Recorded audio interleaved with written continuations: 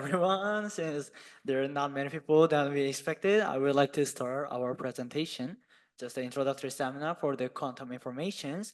And I am the president of the EQS, the Entangled Qubit Society, the only and the one quantum information club, the academic club in the KAIST. And I'm a sophomore since I did my military service in like 2 years. So I'm still sophomore and I'm majoring in physics and doing a double major in mathematics. The Vice President John Lee will take the beginning part of the presentation. Hello, my name is Chong Lee, and currently majoring in physics and double majoring in chemistry. I'm also sophomore, and I have diverse and deep interest on many fields, but all these interests converge to one core thing, the quantum computing. From this semester, I became vice president of EQS, and we have a long-term plan at KAIST to foster sustained interest in quantum computing among students from diverse backgrounds. So we'll start our today's seminar. This is the very basic seminar for the quantum computing and quantum information. These are our outlines today. Okay, we'll start from the introduction. The quantum computing, the very basic unit is the qubit. The qubit is also called quantum bit.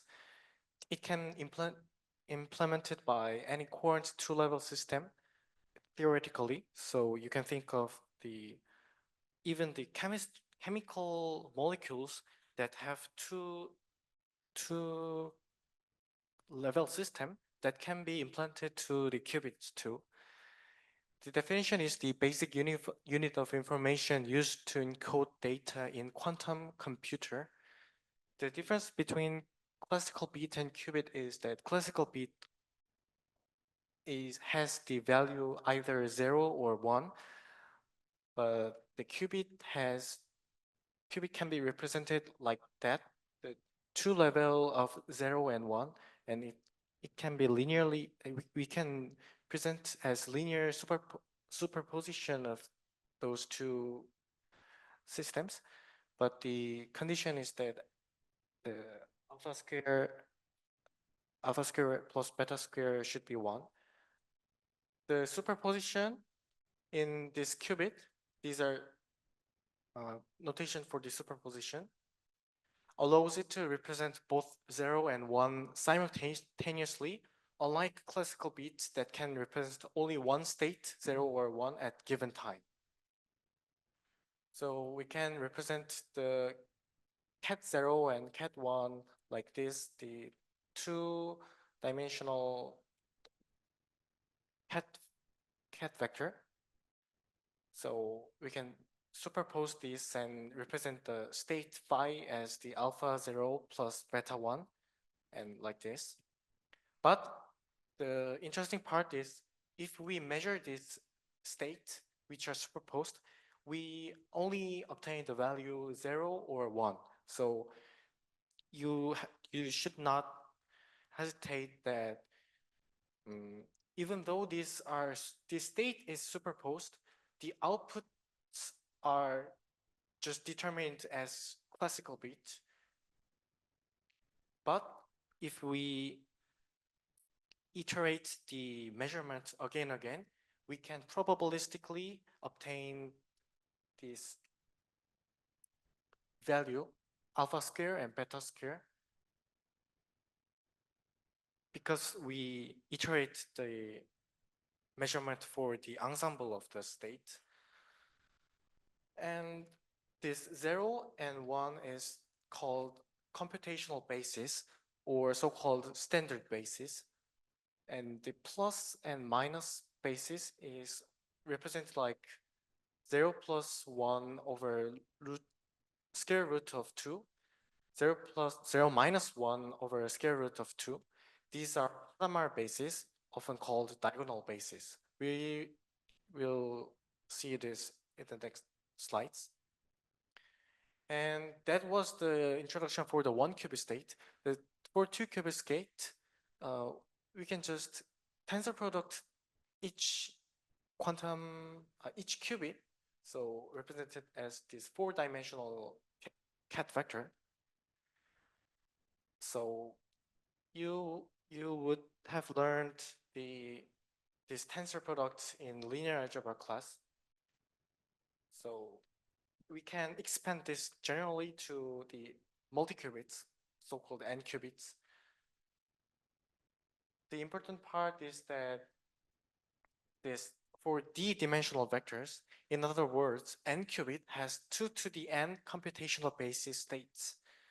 So 0002, 0001 to 1111.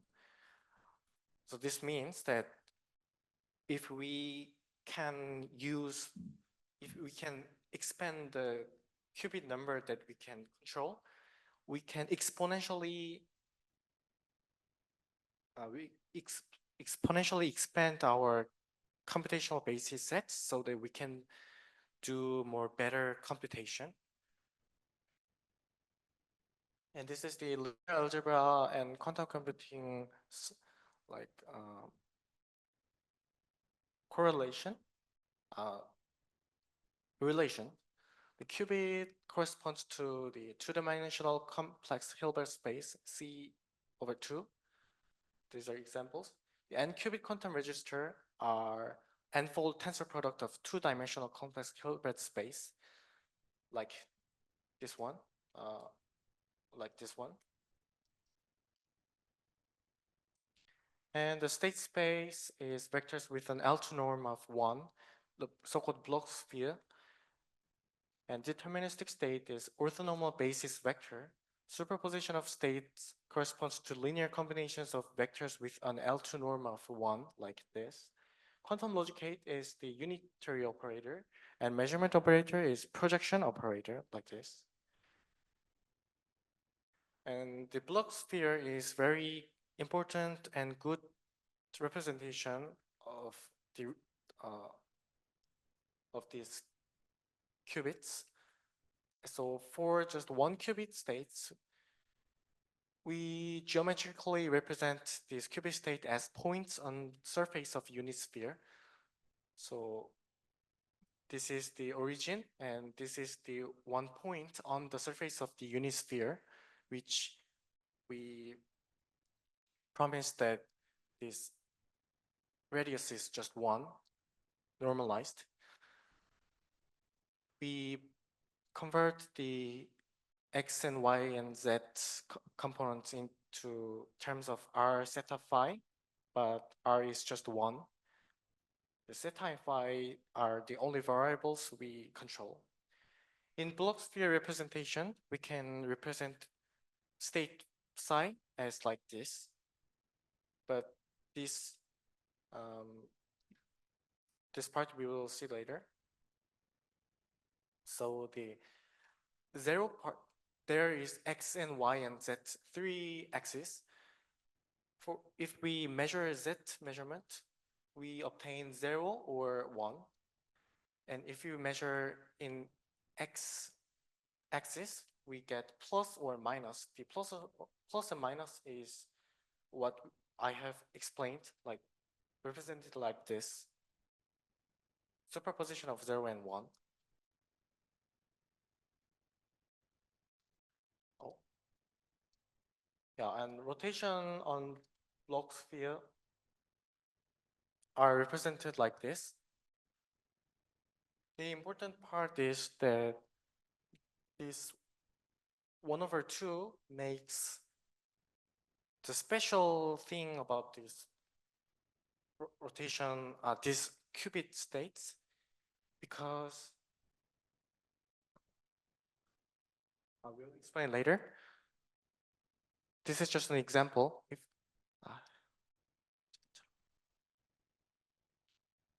If we apply the RZ rotational about the z-axis, we can get this value. You can see that just only the exponent part of has been changed. So what I want to say is that overall phase vector, this one is overall phase vector, is unimportant because they are indistinguishable from original state in our real world measurement. So we can discard this global phase, so-called overall phase, but it is very important that this relative phase, because these two, we can say that these two states are congruent, but this these two are not congruent because it has overall phase. This overall, you have to notice that overall phase is very different from global phase.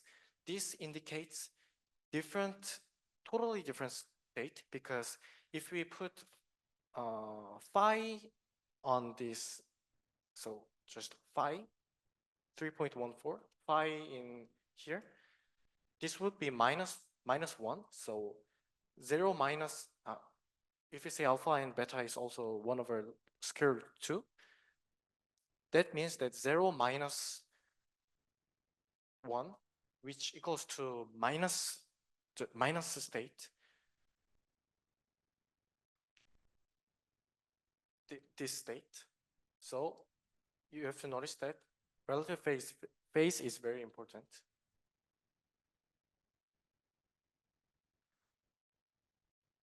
And the 4-pi rotation is very interesting, because you can think that if we rotate around the z-axis about 2 phi, well, in classically, it should come to the original state. But in this quantum things, by quantum unitary operators, we get -1 value. So we need 4-pi rotation to obtain the original state. This is basically because, as you see in the rotation operator, there is exponent, this 1 over 2. This makes 2-pi rotation. This makes we need 4-pi rotation to restore original state on Bloch sphere. And unitary matrix has these kinds of characteristics. So U dagger equals to 1. And the important part is determinant of U, absolute value of determinant U should be 1.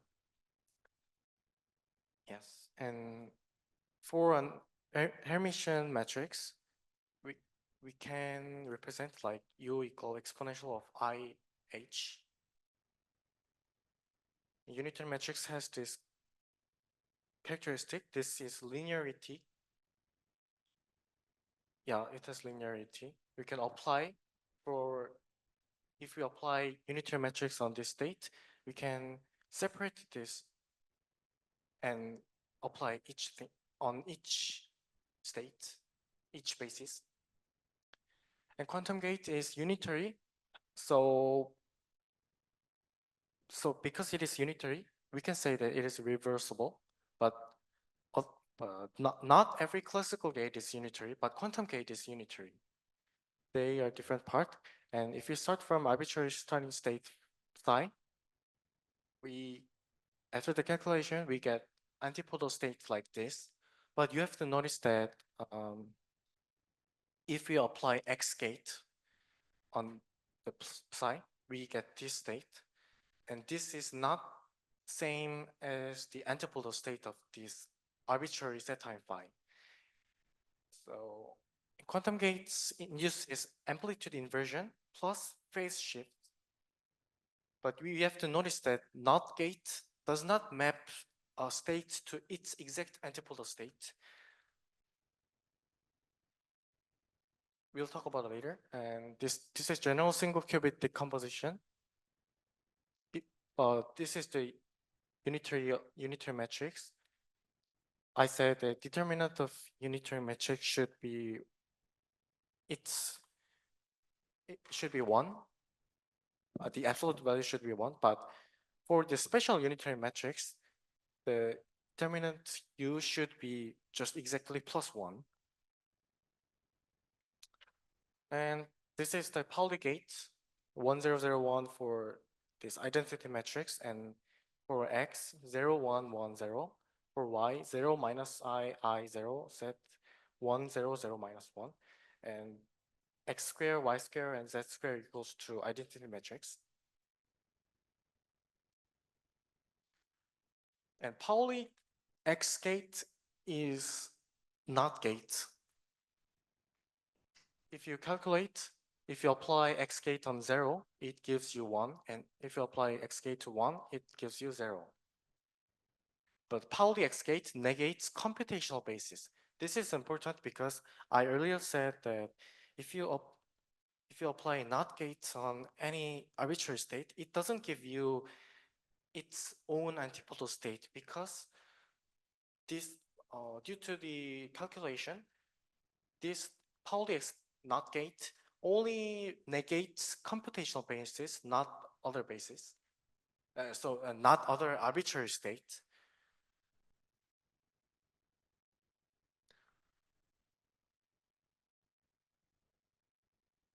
And Pauli Z gate changes relative phase between 0 and 1.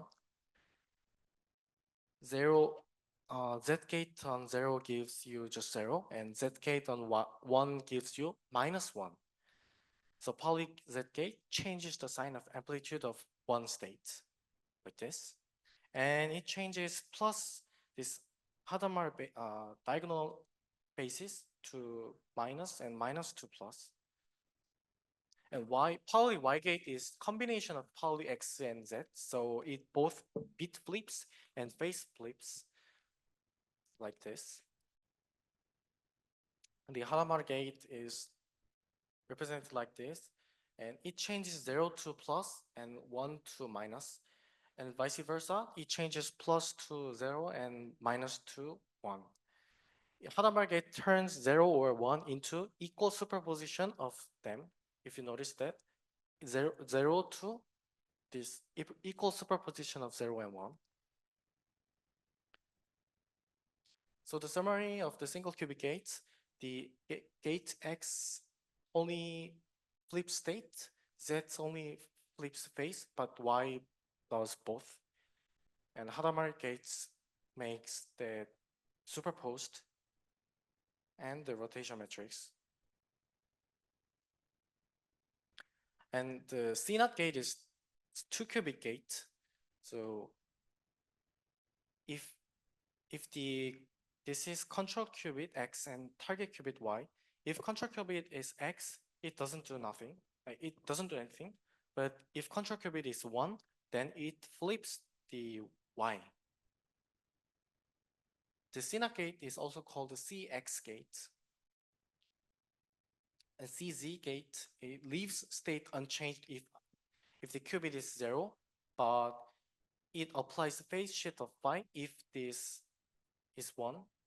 But the interesting part is that this does for this CZ gate, the control qubit and target qubit doesn't matter because it only changes state if they are both 1, 1.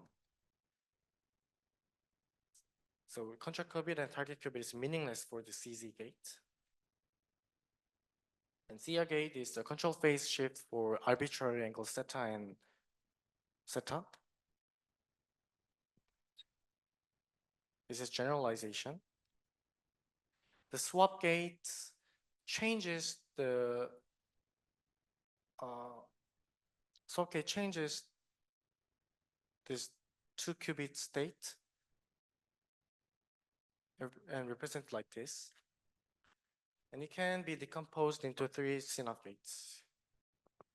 The Frederick-King gate is 3-qubit gate, which represent like this, and it's also called C-swap, controlled swap gate.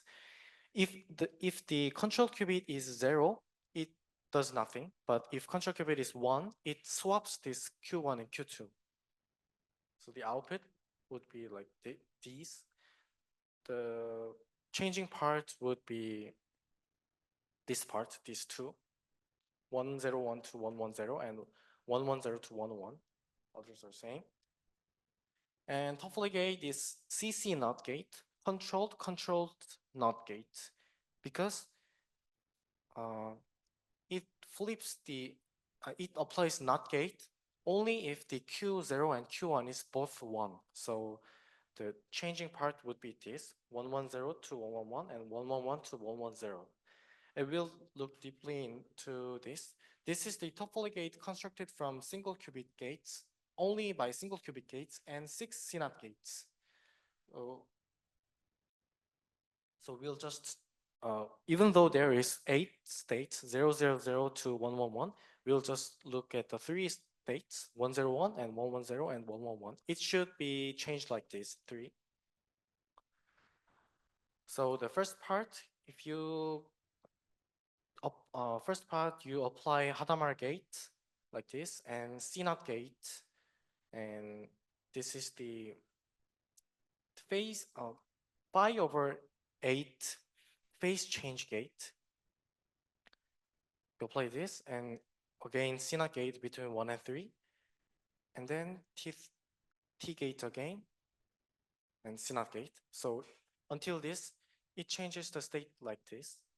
0, 1, and plus gate, plus state. And the next part, you just follow the calculation. You can get 0, 1, 0, which is same as the input. But the interesting part is this. Starting from 1, 1, 0, and if you follow the calculations, you get 1, 1, 1. Okay, the detailed part I wrote all on the slides, so you can look after this presentation. So for 111, it changes to 110.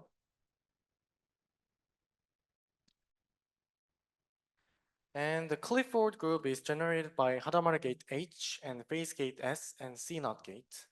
And the Gottesman-Neal theorem says that quantum computation consisting of Clifford gates can be efficiently simulated on a classical computer. And T gate and Toffoli gates are non-Clifford gates. It is more slower and more expensive than Clifford gates. So the number of non-Clifford gates determines overall cost of quantum algorithm. So the Clifford gate is most cheaper, and then T gate and rotation gate is most expensive gate, cost expensive gate. So universal computation, yes, we can decompose Hamiltonian into Hermitian operator, yes, Hamiltonian into Pauli basis and apply infinitesimal rotation on each Pauli product operators. And no single quantum gate can construct any arbitrary quantum operation, but it is possible to use combination of a set to approximate any unitary operation. So the well-known universal computation set is the Clifford and T gate and Hadamard and Toffoli gate. And entanglement is the spooky, Einstein said, spooky action at a distance.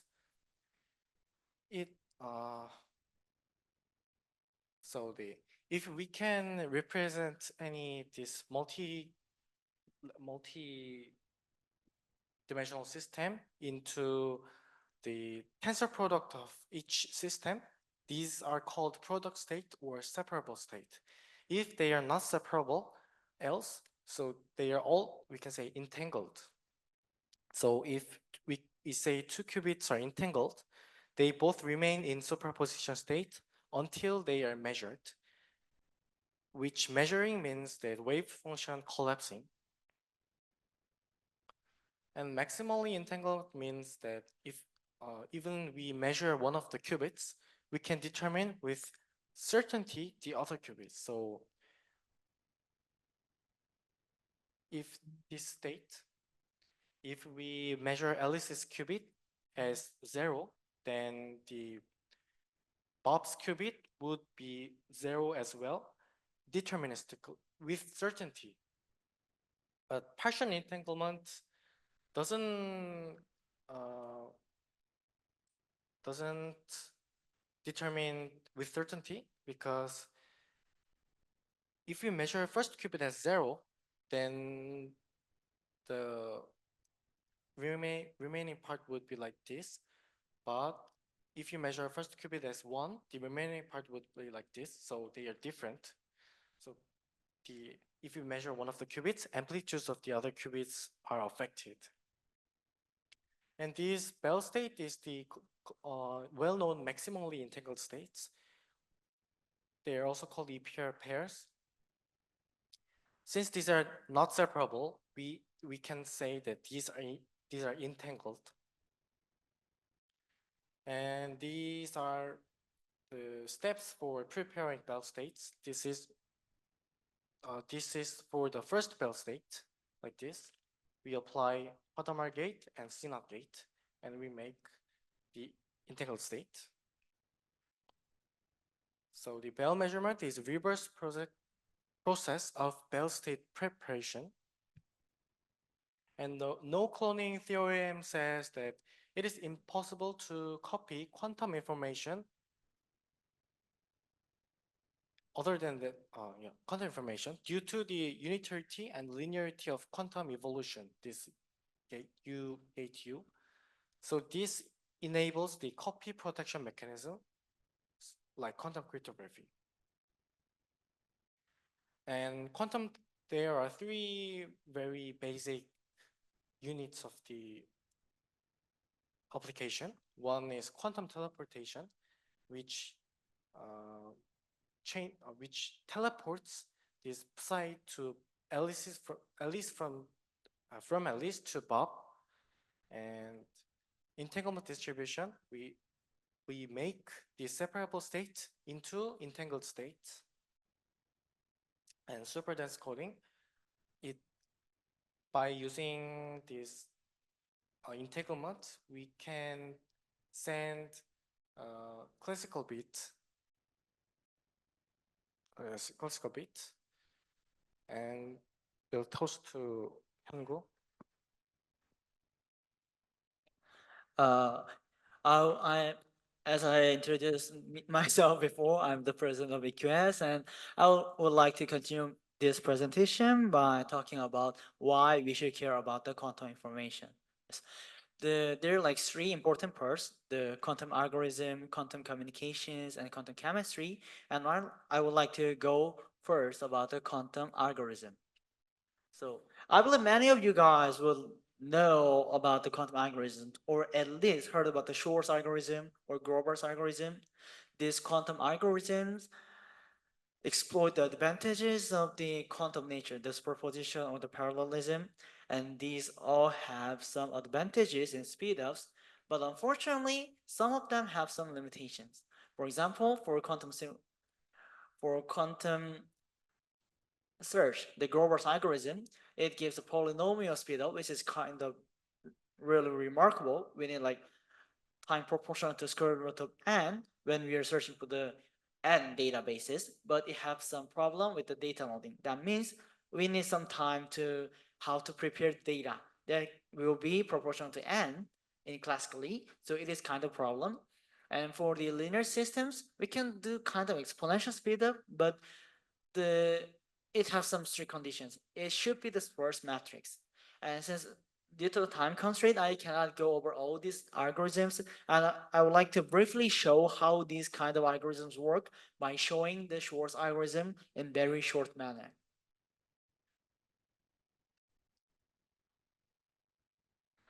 So this is the brief circuit for the quantum um, sorry, this is the brief quantum circuit for the Shor's algorithm. And the reason why this is kind of important thing is that it can break the RSA, the well-known crypto system, because it can do factorization very, very fast, exponentially fast. So there are two core parts of this algorithm. One is about the quantum Fourier transformation, and the other thing is about some kind of new number theories. And I would like to go over the quantum Fourier transformation first. And it is basically the discrete Fourier transformation for the given bit string A, the binary bit string, we transform this into the superposition of these several bit strings with the corresponding phases. And we can construct this like with these two, and the circuit looks like this. As you can see, this 3-digit binary number J0, J1, J2 goes through this circuit, and their information is encoded in the phase of it. So this is how we make how we cast the overall characteristic of the quantum nature. And then another thing is very basic number theory. Maybe you guys all know it. So if we want to factor the number n, we can easily find the x, which is relative prime, and then we can find the order of that. And since that will satisfy such kind of equation, we can we can take this one and make a calculate the greatest common divisor by the Euclidean algorithm, and then we have very good possibility or probability that this one will give the factor of n. And so what it gives is something like this probability distribution. So we can like really narrow the candidates for the vectors. So this is the basic scheme that how does the Shor's factorization algorithm works. And then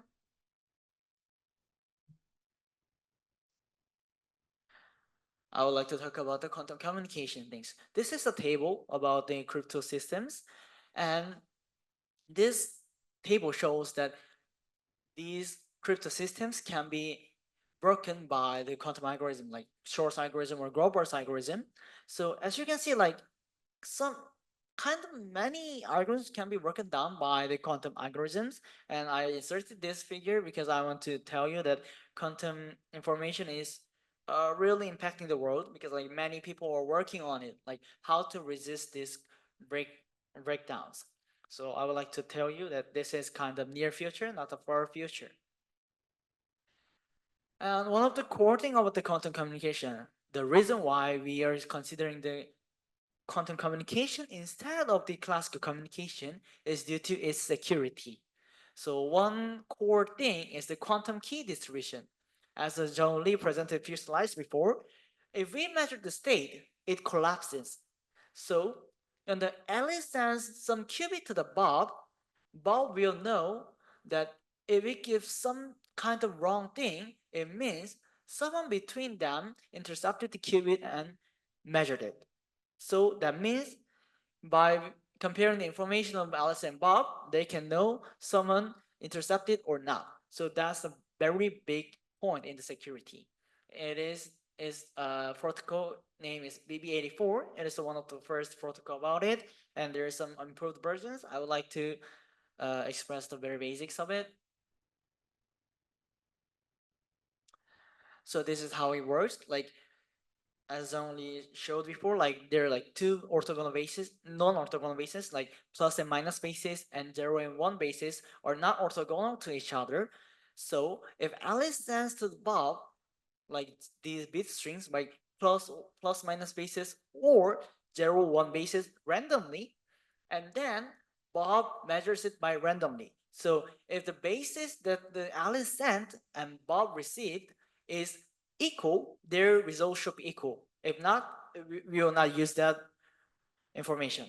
But although their bases are equal, their result may be different. And the source of difference is that someone intercepted this information, the qubit, and they measured it. So it changed the information that was sent. That's the core idea.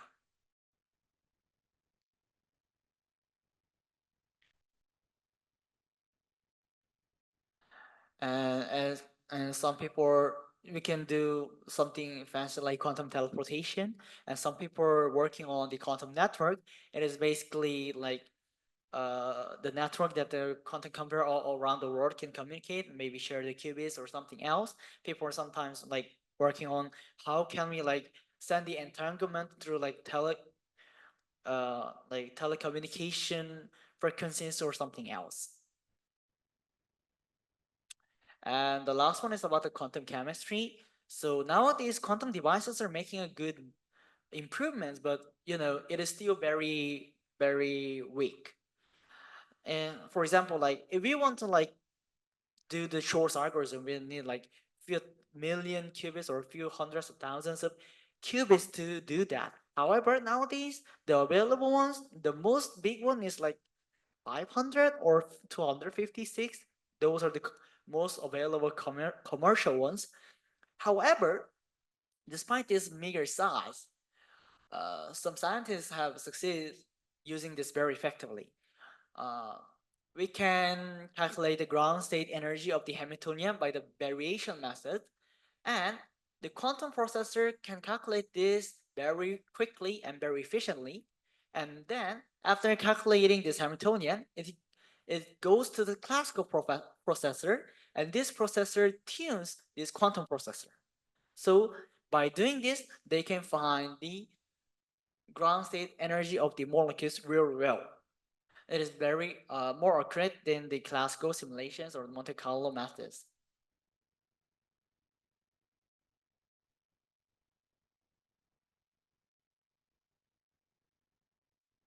Yes, there are some other algorithms, other approaches, and I inserted this one to like show like there are some various approaches and it is making some progresses. And last, I would like to move on to platforms. Many people are like working on how to implement the quantum computer into reality. And there are many approaches. They have all pros and cons, but none of them have made some dominant position in the market or the real life. So the first one is the neutral atom. This is the really famous one. It manipulates the single atom as a qubit. You may not see it very well, but we can like manipulate the single atom really well that we can draw some like words or like as you can see here the word map with the atoms. We can manipulate them. So basic idea is that we cool down the atoms and you place them on the optical lattice made by the laser, and then each lattice have one atom, and by like applying the laser or maybe changing the optical tweezers to change the like conditions of the optical lattice, it moves and it is manipulated. So why this is famous? Because quantum computing has some issue about the error correction. To like correct the error, you should measure the qubit. However, if you measure the qubit, you destroy you collapse the superposition. So you cannot use the qubit. So it is kind of problem. So people made some idea of the logical qubit to encounter these problems, and nobody did it very well with this. Like nobody like demonstrated in an experiment. But last December, the Looking Group in Harvard succeeded demonstrating the large number of logical qubits with the neutral atom quantum computer. So this is the reason why it is very famous. And the good thing is that it has a really good scalability. As you know, it is just the atoms, so we can like add bunch of them and make them really really big. However, it has some drawback. Like it is kind of recently developed one, so it does not have a good fidelity. Yeah, it has like fidelity like 99.9%, but others have like 99.999%. So it is relatively not that good. And also, it is good for scalability, but it is really good scalable in one module. So if we have some like two atomic quantum computer, the optical lattices, we're not good at like connecting these two to make them work as a one thing. And some uh, startups like QERA, Atom Computing, Pascal, all of them are working on it. The next one is the trapped ion. We manipulate the single ion. It is maybe similar to the neutral atom, but we use electric field here. Some people will think about the Arsh's theorem in the electromagnetic course and say like, isn't there any stable equilibrium there? So it is correct. So we use the oscillating electric field. And although it is on the saddle point, the nearby environment is really rotating really fast. So it is like effectively the very stable condition. So at there we trap the ions, and these are the apparatuses, and these blue dots are the real images. This is the structure. And why this is good? It have a really long coherence time. Has about like 10 seconds. So how long is it? Like if we make a neutral atom quantum computer with coherence time like 1 second, that is kind of world record. It is really good. But for ion, we have like 10 seconds. Also, we have a high fidelity, and some like startups even made it as like a computer chip. So it is really good. It has the highest fidelity, but what's the problem? It is kind of slow. It is slow, and also it is hard to make it really big. As you see in this picture, it is like 1D structure. So if you want to like make a tons of ions in one quantum computer, we should have like deal with the structure problems. There are some solutions, but none of the solutions is, as long as I know, dominant. So I will not introduce here. And the next one is the superconductor, and we can use the superconducting circuit as a qubit. And this one is famous for the Google's approach. The Sycamore processor in 2019 uh, used this kind of approach and proved the quantum supremacy at that time. And how do you make this like superconducting circuit as a qubit? The key point here is the Josephson junction. Maybe the electrical engineering department people will know better than me. And it basically we cool down, it becomes a kind of superconductor, and we can use this energy gap to make them as a qubit. We can like control the phase, flux, or charge to control them. And the good point, it is really fast. It has like 25 megahertz frequency of like operation.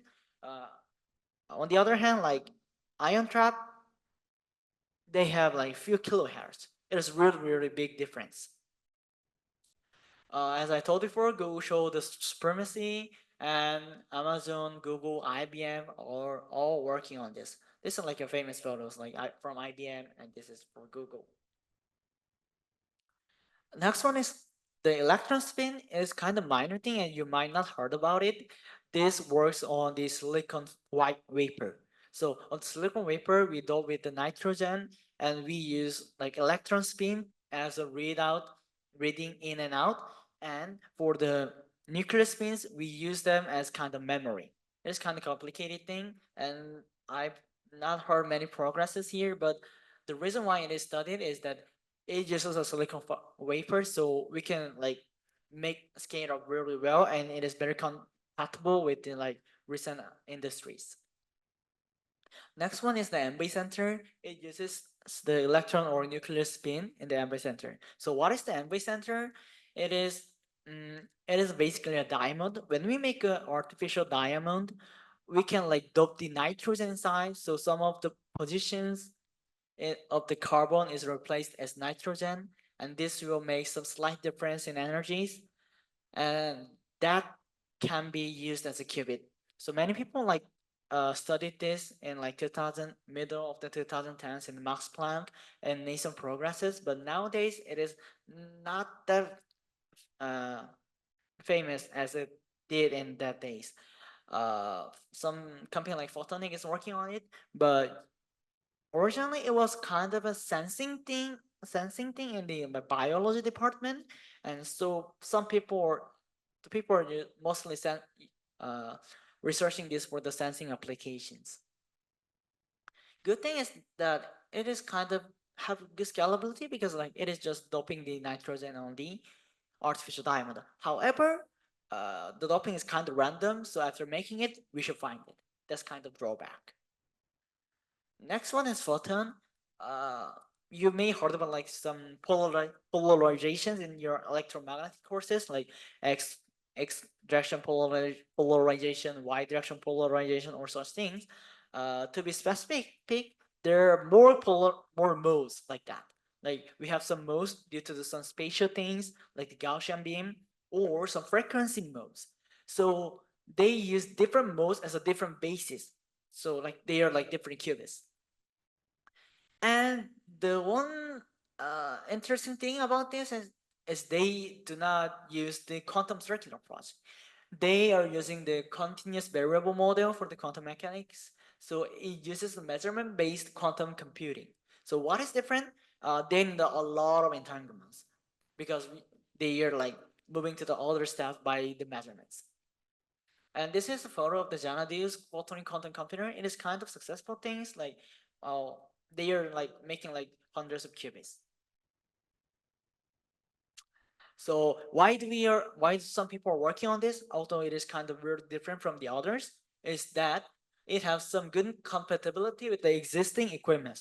Think about it. It is just the photons, so we can use the light cable all around the world. It's kind of huge advantage because we don't have to make some extra infrastructure from it. But it still needs some many squeezers and optics, and as others did, it is kind of applicable in like our room temperature or something, but they're really sensitive. I heard that one of the graduate student in this lab says like when it rains, uh, it does not work because the optical alignment will should be changed, so they cannot do the experiment well that day. PsiQuantum, Xanadu, Candela are working on that.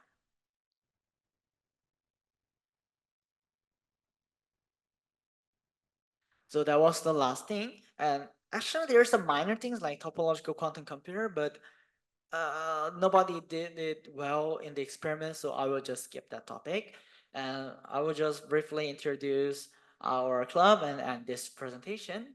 So, as I told you before, we are the only quantum information club in KAIST, and we welcome all people from all departments, including the freshmen.